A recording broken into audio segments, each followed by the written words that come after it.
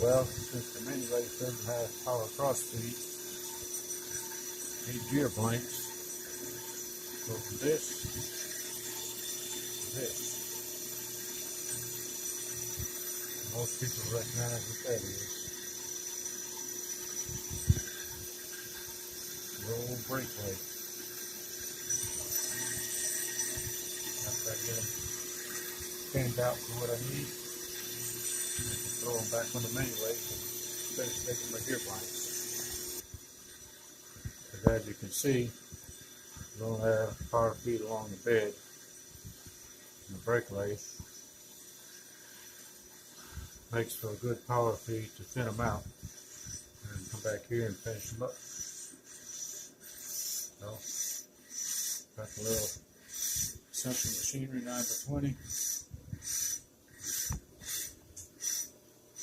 Got the little Grizzly mini mill.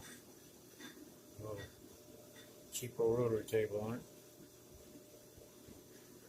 This is a little hideaway deposit at work.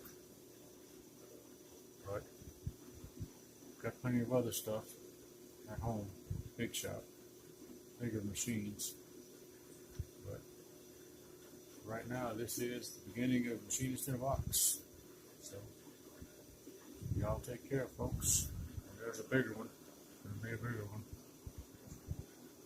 Gears, gears, gears. All for mini lathe. Get these things for free at most garage sales, yard sales, because nobody wants them. So you press in a brass bushing, punch it out to 14 millimeters so it fits the mini lathe to make whatever size gear you need.